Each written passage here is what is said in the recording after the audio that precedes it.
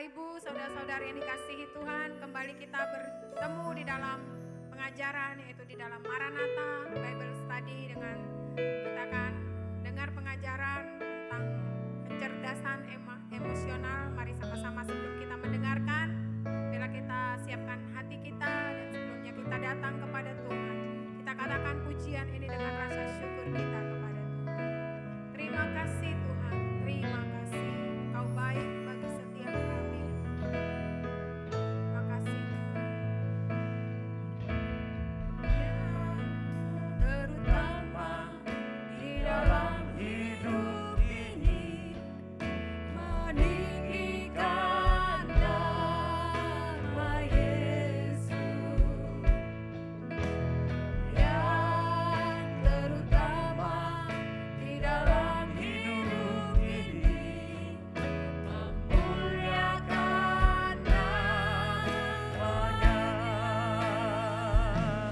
Haleluya, haleluya,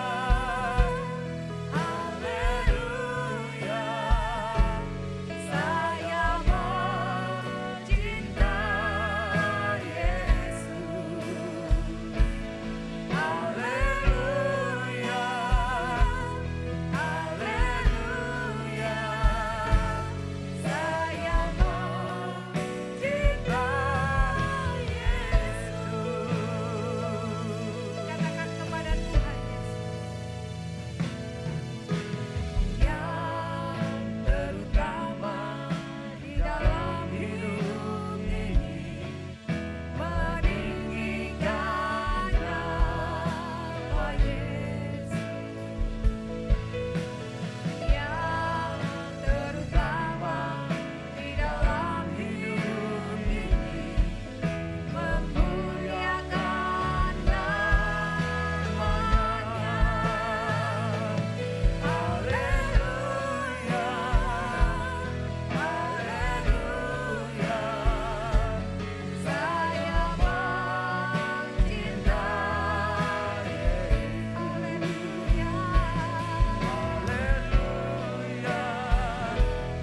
Haleluya, haleluya, saya mencintai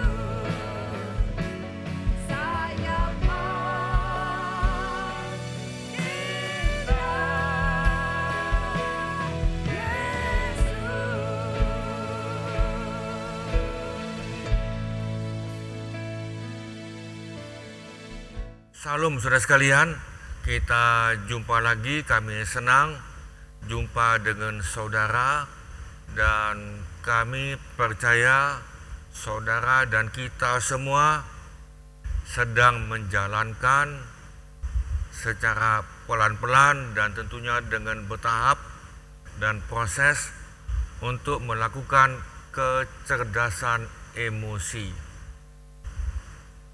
Sebab kecerdasan emosi ini menentukan saudara sebagai pemimpin, baik itu dalam rumah tangga maupun pribadi dan yang lain, 80%. Nah saudara, kita masuk pada hari ini nih, judulnya adalah kecerdasan emosi. Kecerdasan emosi saudara itu membuat saudara menjadi pemimpin efektif. Efektif itu adalah tepat guna. Jadi tidak perlu kita banyak keliling-keliling. Lebih tepat lagi kita masuk lagi dengan kata lain, efektif dan efisien. Efisien itu adalah kita bisa menghemat waktu, kita bisa menghemat tenaga dan bahkan keuangan. Nah, soal pemimpin atau kepemimpinan kita sudah belajar beberapa minggu yang lalu. Jadi saudara bisa lihat pemimpin itu yang bagaimana. Jadi bukan asal-asalan namanya pemimpin, bukan. Dan nanti kita masuk lagi yang berikut dengan singkat, lalu kita masuk kepada pementoran. Nah, sebelumnya kita berdoa lebih dahulu. Tuhan, kami mau belajar lagi, berikan kami kemampuan, hasrat, dan Tuhan berikan kami kegairahan untuk kami melakukan kecerdasan emosi kami masing-masing, sehingga kami dapat menjadi pemimpin efektif dan efisien, baik untuk diri kami maupun dalam keluarga kami, maupun dalam lingkungan, maupun dalam perusahaan, maupun di dalam gereja dan dimanapun kami berada. Terima kasih Tuhan. Roh Kudus silakan, dan kami mohon Tuhan yang campur tangan untuk memampukan kami semuanya. Terima kasih Tuhan.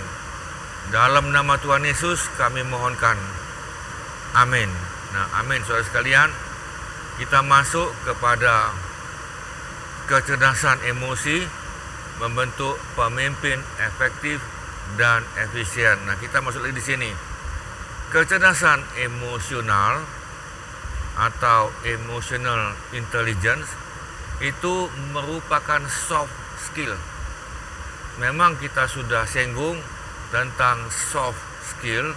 Soft skill itu adalah bahasa Inggris yang ditimbulkan ketika dalam kita masuk kepada daring atau internet yang lain. Nah, saudara, skill itu artinya keterampilan.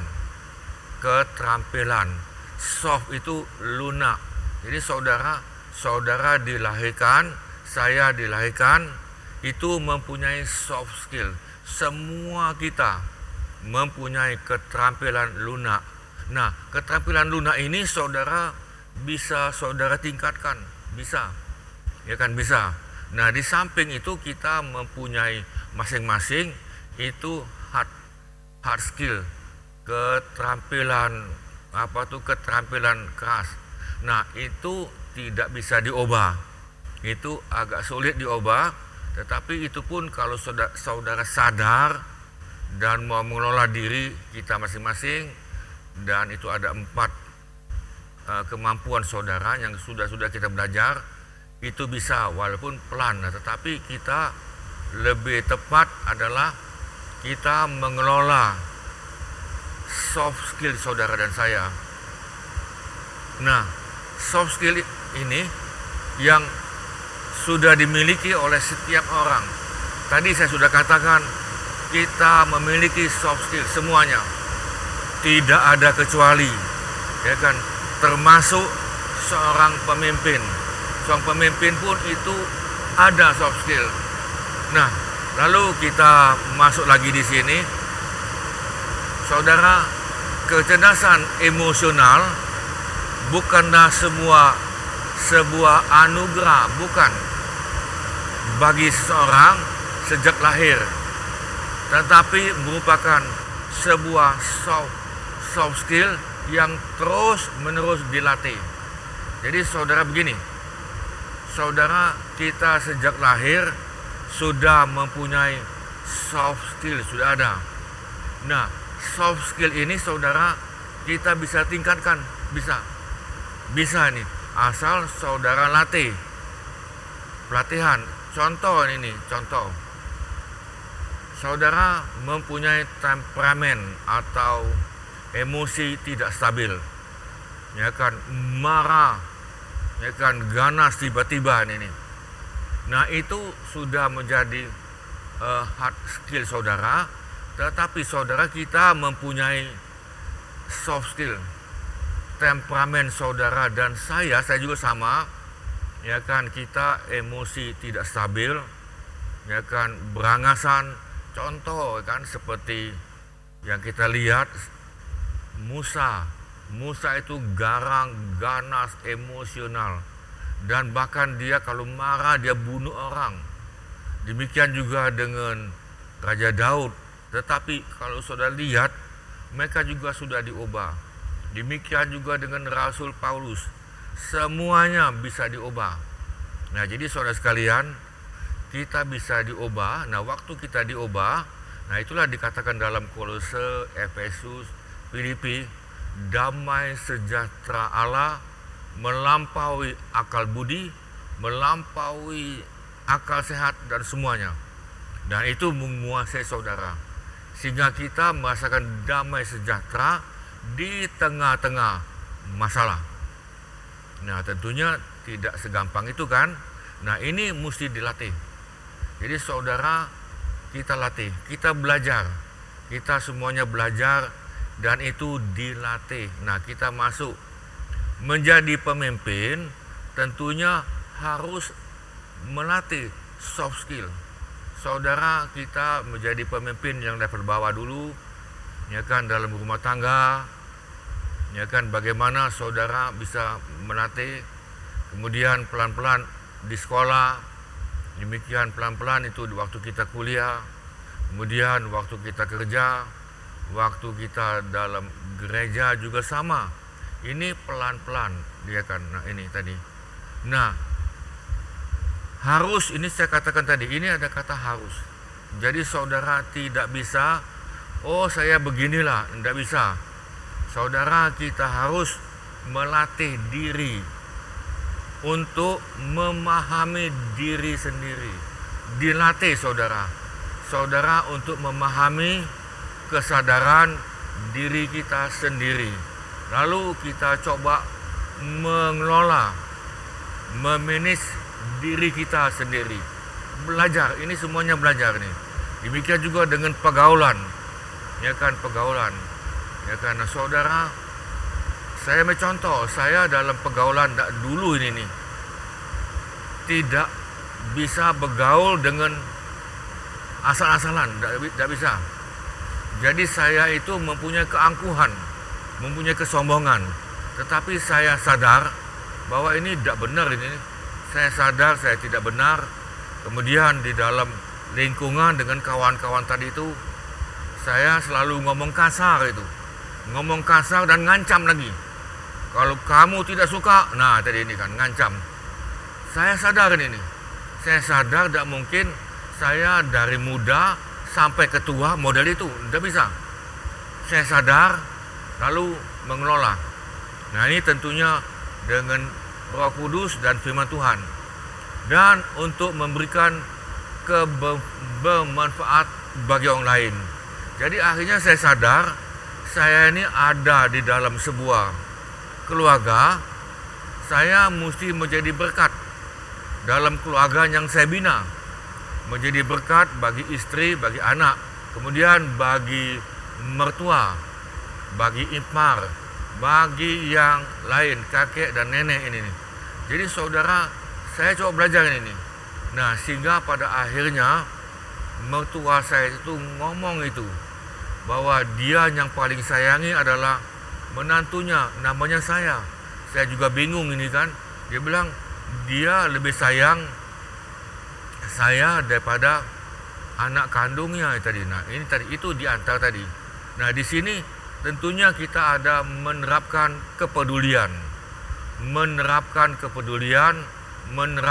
empati. Jadi waktu saya mau ngomong, saya mesti pikir dulu.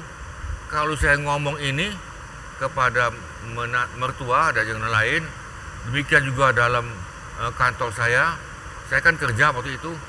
Saya mikir dulu mau ngomong ini, ya kan, saya pikir dulu ngomong apa ini. Nah, demikian juga dalam gereja, pelan-pelan saya mengadakan perubahan. Ini semuanya harus dilatih, ya kan, dilatih ini. Nah, jadi saudara juga bisa. Jadi semua kita bisa. Contoh-contoh dalam Alkitab sudah disebutkan ada. Nah, kita masuk di sini lagi. Kecerdasan emosi memiliki hubungan positif yang sangat kuat dengan kepemimpinan. Jadi kalau saudara mau jadi pemimpin yang efektif dan efisien, saudara, kita mesti menerapkan kecerdasan emosional. Dan ini akan mempengaruhi hubunganmu dengan mereka ini.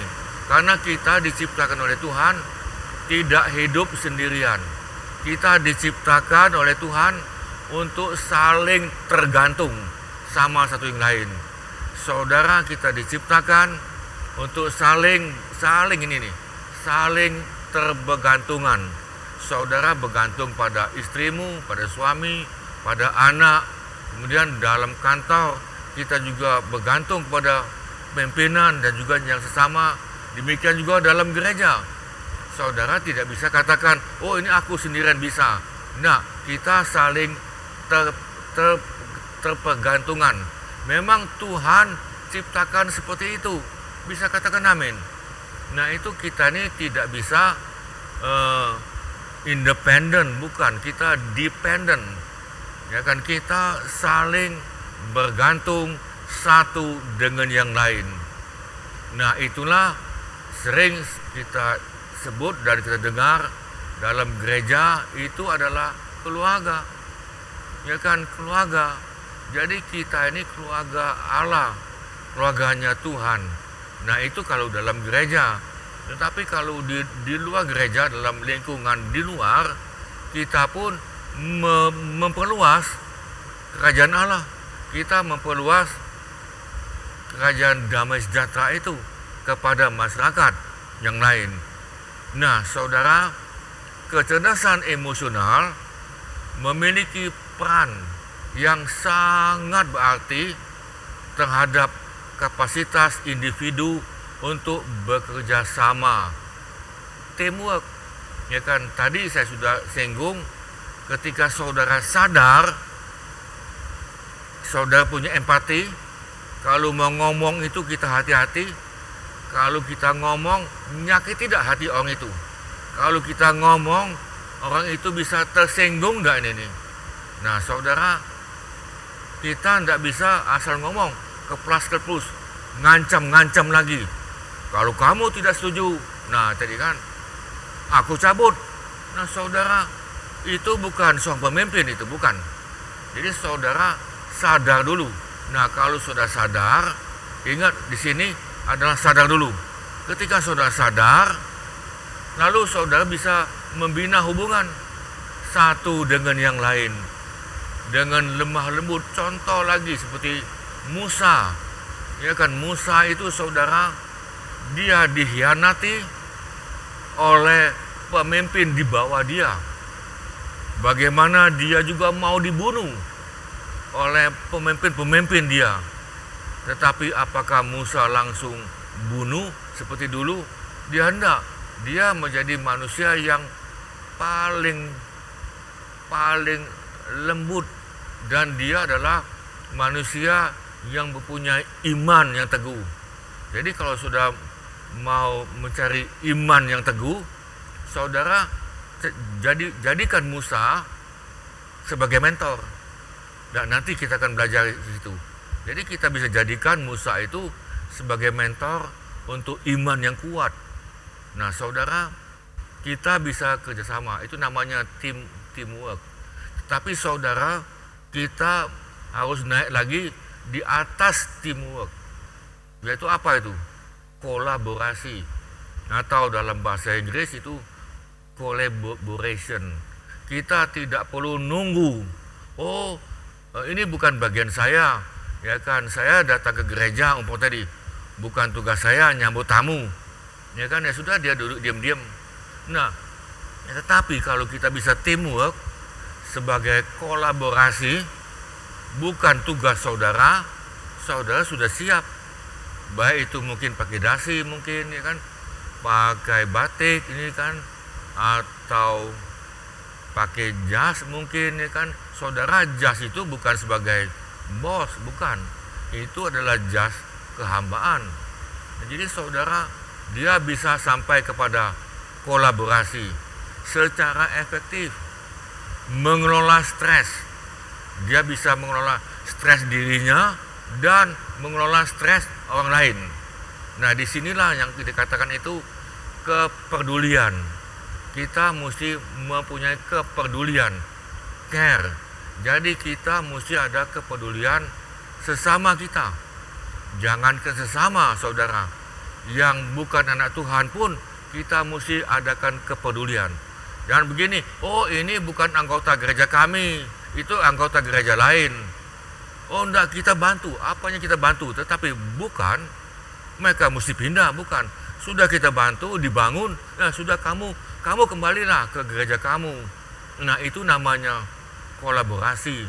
Jangan kita terkenal dengan suka mencuri, mengelola stres, dan kemudian memimpin orang lain secara efektif, tepat guna. Saudara bisa katakan amin? Saudara mau seperti ini, amin? Nah, kalau kita bisa model begini, saudara, saya jawab, hidupmu dalam diri saudara sendiri ada damai sejahtera. Ada damai sejahtera Tuhan. Dan Tuhan Yesus mengatakan dengan jelas, damai sejahtera yang kuberikan pada kamu berbeda dengan damai sejahtera yang diberikan oleh dunia. Dalam dunia ini saudara, engkau pasti haus. Ya kan, diberikan uang masih kurang. Ya kan, diberikan kedudukan masih kurang. Ya kan, semuanya kurang. Tetapi kalau damai sejahtera Tuhan, saudara, kita bisa mengucap syukur dan kita katakan terima kasih Tuhan, cukuplah kasih karunia Allah. Nah, saudara, selain itu, kecerdasan emosional saudara membantu ini nih dalam meningkatkan kepemimpinan. Nah, saudara, kepemimpinan saudara dan saya tidak bicara lebih dalam kepemimpinan ini. Saudara bisa lihat pelajaran yang sudah lalu, apa itu kepemimpinan. Saudara jangan jadi pemimpin yang lemah, ya kan? Jangan menjadi pemimpin, ya banyak itu saudara yang kita sudah pelajari. Saudara jangan jadi pemimpin yang lemah dan menjadi ejekan atau menjadi kepemimpinan batu sandungan. Nah, saudara, itu dapat meningkatkan kepemimpinan saudara. Kepemimpinan itu dalam bahasa Inggris itu artinya leadership. Nah, kita juga belajar dari kepemimpinan Nehemia. Ya kan, kita sudah belajar beberapa pelajaran yang lalu. Saudara buka lagi. Memang dalam pelajaran ini memang kami sengaja tampilkan tentang kepemimpinan. Kami sengaja, lalu kami juga sengaja menjelaskan pada saudara jenis-jenis pemimpin. Pemimpin yang efektif dan efisien. Saudara ulangi lagi. Jadi saya katakan, saudara ulangi. Nah, pemimpin ini saudara tentunya itu di dalam ilmu manajemen ada, bukan tidak ada. Ilmu manajemen yang dipakai dunia dan yang dalam gereja itu sama. Prinsipnya sama. Hanya bedanya adalah tujuan di dalam gereja, pelayanan mereka adalah pelayanan kasih. Itu aja beda tadi. Bedanya kita adalah kasih. Nah, kasih itu bukan kasih apa, tetapi kasih agape. Nah, jadi saudara, itu meningkatkan kepemimpinanmu dan kita semua, kemudian dan kinerja, sehingga mempengaruhi efektivitas pemimpin, sehingga saudara menjadi pemimpin itu tepat guna. Jadi bukan tepuk-tepuk di sini, ya kan, tepuk-tepuk di situ, bukan. Namanya tepat guna. Saudara, sekali lagi kami tekankan, saudara belajar. Semuanya bisa katakan amin. Saya pun sudah model begini, tetap belajar. Ketika saudara berhenti belajar, saudara tidak naik kelas. Hidup ini perlu belajar. Jadi sekali lagi, perlu belajar sampai nafas yang terakhir. Dan kemudian terus melayani Tuhan sebisa saudara. Bisa katakan amin. Nah, saudara, kita masuk lagi di sini lagi, keterampilan, skill, kecerdasan emosional sangat penting, sangat. Karena ini membutuhkan keterampilan, soft skill, atau faktor yang menentukan dalam membentuk pemimpin yang baik dan efektif. Jadi ini saya ulangi lagi sebagai kesimpulan dalam pelajaran ini saudara itu penting, bisa katakan amin. Sehingga ketika saudara menjadi pemimpin yang baik dan efektif, saudara akibatnya saudara menabung yang baik, saudara tuai. Ya kan, kita jangan memimpin dengan emosi negatif, dendam jadi pemimpin, iri hati menjadi pemimpin. Saudara akan ke bawah itu. Dan itu bukan itu menjadi racun dan merusak orang lain. Saudara, kita jangan sampai kepada merusak, karena saudara mempunyai kekuatan untuk membangun atau untuk merusak. Itu tergantung dengan saudara masing-masing. Tapi saran kami adalah karena kita di dalam gereja, kita tentunya membangun dengan kasih, melayani dengan kasih. Bisa katakan amin. Jadi saudara pemimpin yang baik dan efektif. Oleh karena itu kita masuk ya, itu sangat diperlukan apa? Pelatihan. Saudara harus latih ini. Jadi untuk meningkatkan kecerdasan emosi saudara itu latih. Ya kan, latih. Saudara tidak bisa diam-diam, lalu saudara sudah ngerti, latih, lalu terapkan. Ya kan, iman tanpa perbuatan adalah sia-sia. Saudara iman pada Tuhan, iman kepada firman Tuhan, tetapi tidak lakukan, semuanya sia-sia. Jadi saudara latih, lalu lakukan. Ya kan, kecerdasan emosional yang berlanjut. Nah, saudara sini. Jadi kita tidak bisa, hanya hari ini stop, tidak bisa. Itu besok lagi. Terus terus menerus. Kapan berhenti? Kapan kita berhenti adalah waktu kita kembali ke rumah Bapa. Amin. Jadi saudara, kita selama masih bisa melayani, bisa menjadi berkat, biarlah kita menerapkan kecerdasan, keterampilan. Yang setuju katakan amin, amin, amin ya. Nah saudara, apa yang saudara buat untuk Tuhan ini tidak sia-sia, tidak akan sia-sia. Itu diperhitungkan oleh Tuhan, dan Tuhan sudah catat. Saudara bisa baca dalam kitab Wahyu, perbuatan apapun yang saudara buat dicatat oleh Tuhan, ya kan. Nah, kalau perbuatan yang tidak baik juga dicatat, tetapi saudara cepat minta ampun, minta dihapuskan, supaya jangan ketika kita meninggal Tuhan buka, nah kamu banyak yang buat ini, ya kan. Kita jangan model itu, amin. Nah saudara, kita lanjut pengembangan. Nah ini mesti saudara dikembangkan terus menerus, ya kan, terus menerus. Ini adalah sebuah proses. Ini sebuah proses kecerdasan emosi. Nah ini terjadi hal yang ketiga ini. Saudara mempunyai hasrat. Bukan hanya, oh ya saya mau, tetapi mempunyai hasrat, mempunyai sikap mental positif yang tulus dan usaha besar. Tentunya ada usaha besar. Saudara, apa yang saudara buat, saudara jangan takut. Amin. Tidak akan sia-sia. Saya katakan lagi, tidak akan sia-sia.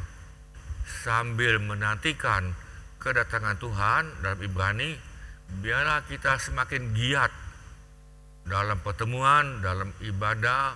Ibadah itu bukan hari Minggu, hanya 2 jam ibadah, bukan. Ibadah itu adalah 24 jam. Ya kan ini. Nah, jadi saudara terus lakukan menjelang kedatangan Tuhan. Jadi artinya kita tetap saling tergantungan satu dengan yang lain. Ya kan, satu dengan yang lain.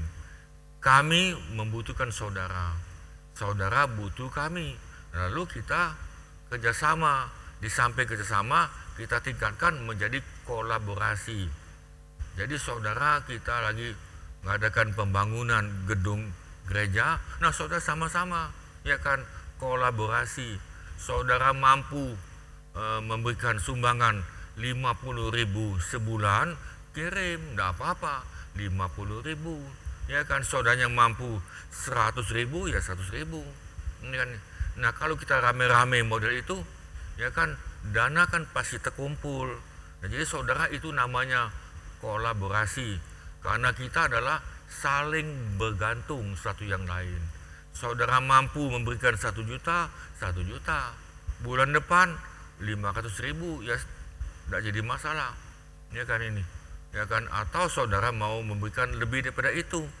Nah, apa yang saudara buat untuk Tuhan tidak sia-sia, tidak, saya katakan tidak. Saya sudah ikut Tuhan ini sudah sejak umur 20 tahun saudara ini. Ya kan, dalam pelayanan saya melayani, banyaklah jatuh daripada bangun, banyaklah gagal daripada berhasil, tetapi terus, ya kan, terus.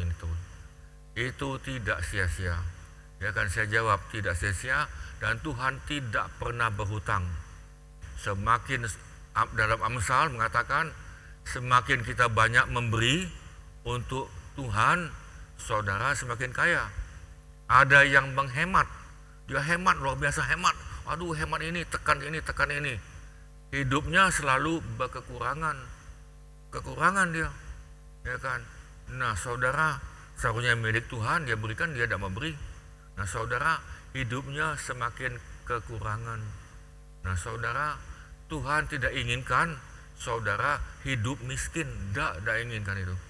Hidup miskin itu kalau saudara baca Alkitab, itu kutukan, ya kan, kutukan dari nenek moyang supaya saudara miskin. Tetapi kalau kita dalam Tuhan, kita kaya itu dalam roh, satu kaya, kedua jiwamu kaya, kemudian segala kebutuhanmu Tuhan berikan. Ada yang kelebihan, lebih itu untuk yang lain, mencukupkan yang kekurangan. Nah saudara, pemimpin besar itu diciptakan. Ya kan, nanti kita belajar tentang Timotius.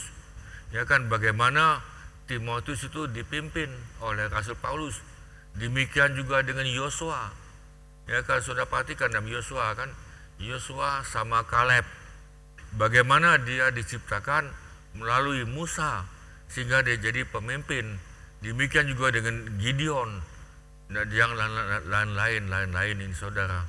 Jadi hari ini saudara, itu pemimpin itu diciptakan. Nah kebetulan dalam hari ini nih, di seluruh dunia ini nih, itu terjadi krisis kepemimpinan sehingga dunia ini mengharapkan ada pemimpin global untuk menguasai dunia ini, dan mereka sudah sadar bahwa dunia ini butuh pemimpin global untuk seluruh muka bumi. Nah saudara, itu sudah dinubuatkan, Tuhan sudah kasih tahu dalam perjanjian lama dan perjanjian baru. Nah jadi saudara, ini kita ciptakan pemimpin.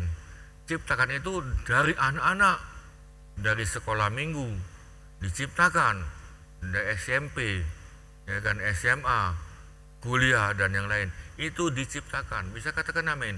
Nah saudara sekalian, ini membutuhkan mentor.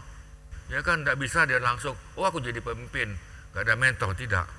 Itu butuh mentor. Nah nanti kita masuk pada hari ini nih, sebagian kecil dulu, apa itu mentor, nanti kita sambung lagi ini nih. Nah saudara, pemimpin itu memang diciptakan. Memang pemimpin tadi itu bukan dia langsung lahir secara jasmani tetap bisa jadi pemimpin, enggak. Itu diciptakan dulu.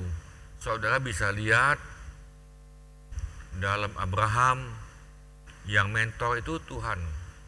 Lihat Musa, lihat yang lain-lain.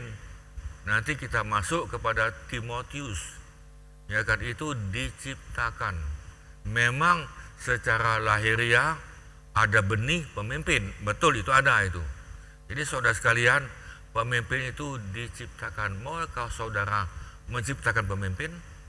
Ya kan, saya hari ini nih masih menciptakan pemimpin di bawah dengan harapan pemimpin itu menjadi pemimpin untuk meneruskan gereja dan yang lain. Bukan, nah ini nih, bukan kita ciptakan pemimpin model. Sorry ya, saya minta maaf dulu. Bukan pemimpin Yudas Iskariot, bukan. Ya kan, bukan itu. Nah saudara, kita masuk bagian pertama ini nih. Saya perlu mentor. Nah di sini jelas. Jadi saudara sadar dulu enggak ini nih, bahwa saudara perlu mentor. Sadar apa enggak? Kalau saudara sadar, ya puji Tuhan, ya kan.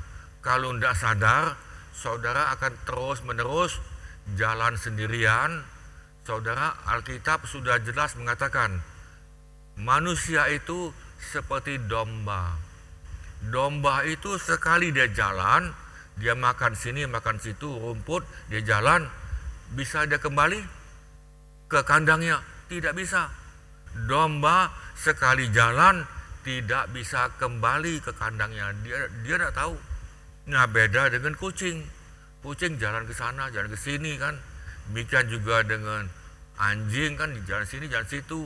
Demikian juga dengan monyet, ya, demikian juga dengan kelinci, demikian juga dengan harimau, gajah, yang lain. Semua hewan, semua ini. Dia jalan, dia pulang. Saudara juga sama. Saudara keliling sini, keliling situ, bisa pulang. Ikan salmon, ya kan, dari kecil dia sudah keliling-keliling sampai 15 tahun, di laut bebas 17 tahun, lalu dia kembali, ya kan, dia kembali naik gunung, ya kan, dia kembali untuk menetas, lalu kembali. Nah saudara, sudah 15 tahun jalan-jalan dia kan, dia tidak pernah kembali, tetapi Tuhan buat dia kembali. Dia tahu jalan pulang, dia tahu.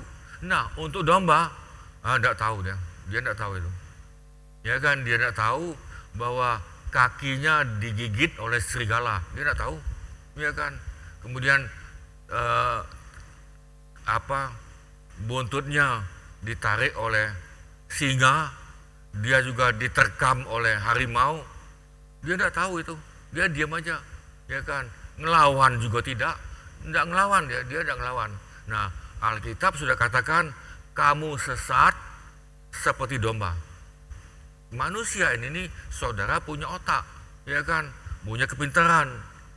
Saya tahu kita semua mempunyai kepintaran, mempunyai strength, mempunyai kemampuan. Tetapi kelemahan saudara dan saya, sekali jalan salah, saudara tidak tahu, ya kan. Ajaran sesat pun tidak tahu. Dia makan, ya kan, diajak begini, ajak begitu, dia ikut. Nah saudara, akal sehatnya tidak jalan. Nah itulah sebabnya kita perlu mentor. Nah kita belajar di sini. Jadi saudara sadar dulu, saudara dan saya juga ini nih masih butuh mentor. Nah saudara, kita masuk di sini. Nah ini untuk saudara mempunyai menti. Saudara ada pertanyaan di sini nih. Apakah menti saudara memiliki hati untuk Tuhan? Nah ini, lihat dulu. Saudara jangan, oh ya nanti aku mentor ya. Nggak taunya hatinya untuk duit, hatinya cinta uang ini. Saudara lihat di sini, hati untuk Tuhan. Yang kedua, lihat orang itu menti nih, menti itu taat dan bersedia berkorban enggak? Nah ini nih, dia bersedia enggak untuk berkorban? Yesus mencari murid, ini semuanya kena ini nih. Semuanya masuk ke dalam kriteria itu.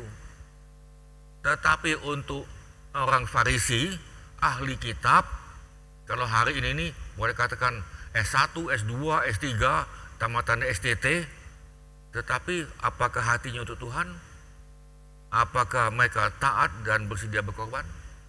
Nah saudara, Yesus mencari 12 murid dan murid yang lain di hati untuk Tuhan. Nah selalu, siapa yang sering datang kepada Anda minta nasihat atau saran? Saudara, Petrus entah-entah dia datang dia. Ya kan? Entah-entah dia datang. Demikian juga dengan Timotius. Sebentar-sebentar dia datang kepada Rasul Paulus. Jadi saudara lihat siapa yang sering. Ya ini, jangan ada masalah baru datang. Itu juga tidak apa-apa. Tetapi di sini saudara kita pilih-pilih siapa yang sering datang kepada saudara untuk minta apa? Nasihat. Hari ini bisa melalui HP juga bisa, ya kan? Kapan-kapan ketemu tatap muka juga bisa. Jadi saudara siapa yang sering? Nah saudara, ini mereka ini butuh mencari mentor ini. Nah lalu siapa yang tertarik pada bidang pelayanan saudara? Ada yang tertarik ini? Karena dalam pelayanan banyak itu, ya kan? Ada di bidang nyanyi, ada di bidang pengajaran, ada di bidang khotbah, ya kan?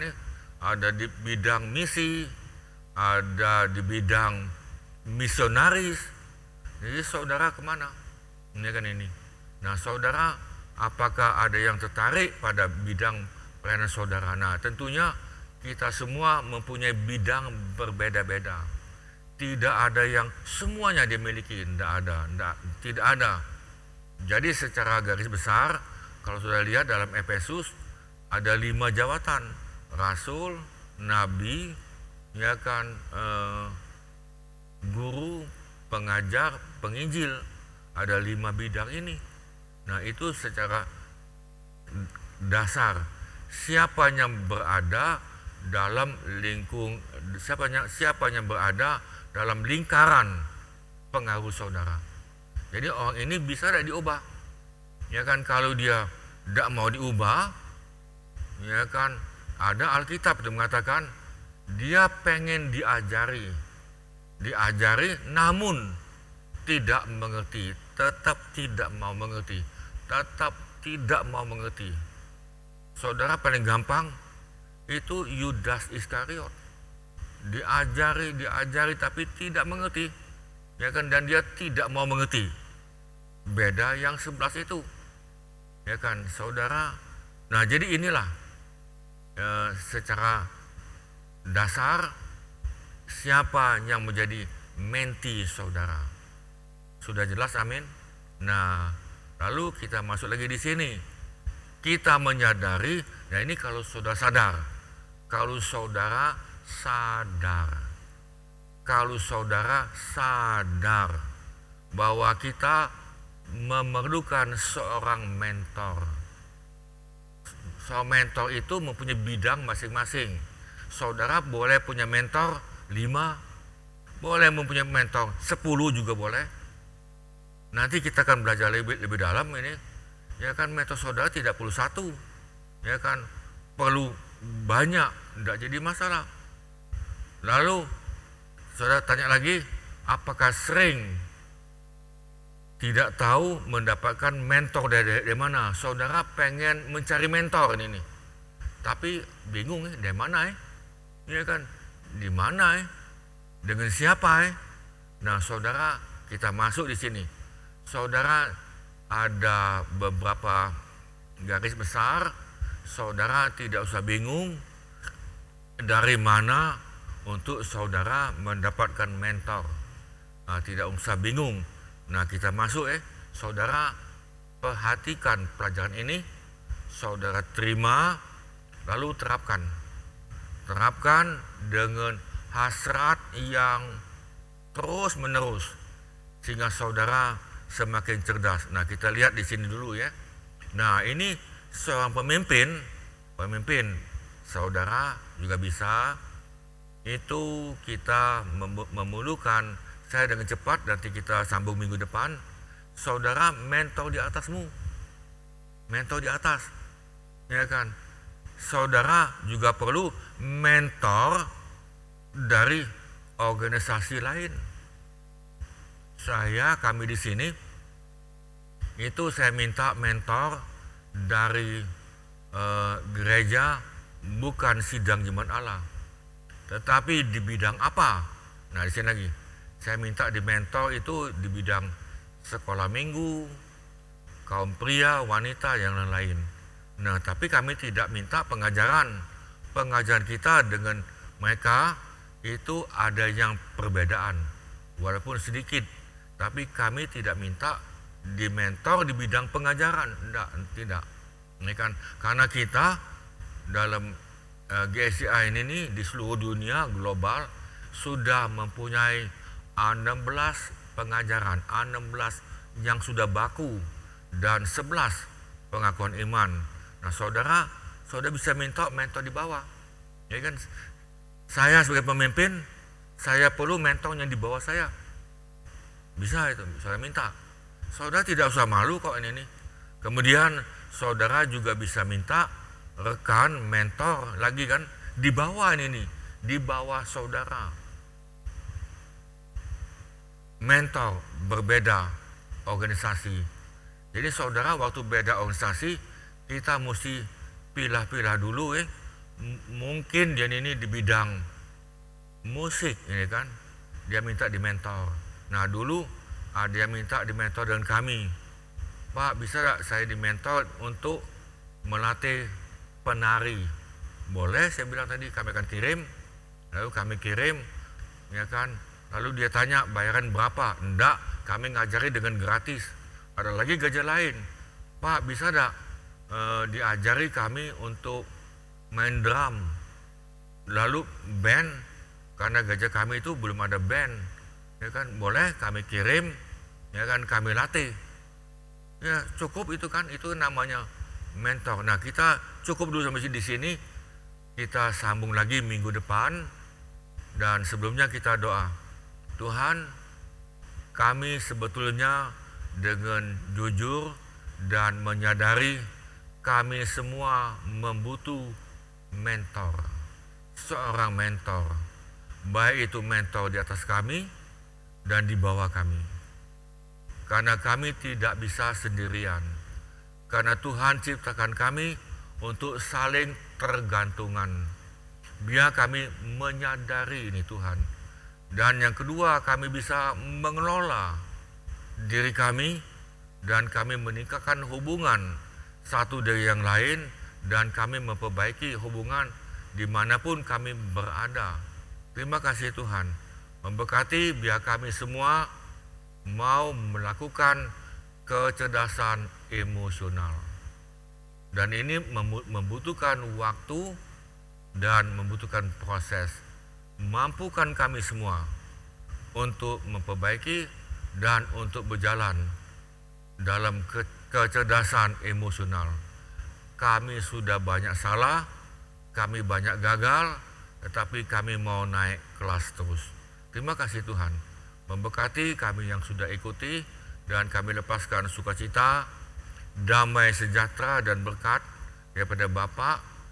Biar kami semuanya mendapatkan kasih karunia daripada Tuhan Yesus yang dimampukan oleh seorang penolong yang sudah manunggal dalam roh kami, supaya kami bisa melakukannya dan kami di bumi semakin serupa dengan Yesus di bumi. Terima kasih Tuhan, kami berkati semuanya dalam nama Tuhan Yesus dan kami lepaskan kesembuhan bagi saudara yang sakit. Saudara yang sakit, terimalah kesembuhan. Kami tidak tahu saudara ada di mana, tetapi yang kami tahu bahwa Tuhan menyayangi saudara dan Tuhan mau menyembuhkan saudara. Mungkin saudara bertanya, apakah Tuhan mau? Saya jawab, Tuhan kita Yesus, dia mau menyembuhkan saudara. Oleh karena darah Yesus, saudara disembuhkan dan diselamatkan. Di dalam nama Tuhan Yesus kami lepaskan. Saudara percaya katakan amin. Amin saudara sekalian. Tuhan memberkati sampai minggu depan. Saudara diberkati. Jangan lupa bagikan materi ini kepada kawan saudara dan yang lain. Tuhan berkati, sampai jumpa minggu depan. Amin. Puji Tuhan Bapak Ibu, saudara-saudari yang sudah mengikuti pengajaran yang luar biasa pada malam hari ini. Biarlah kita boleh terapkan dalam kehidupan kita sehari-hari. Dan mari kita mau katakan pujian ini.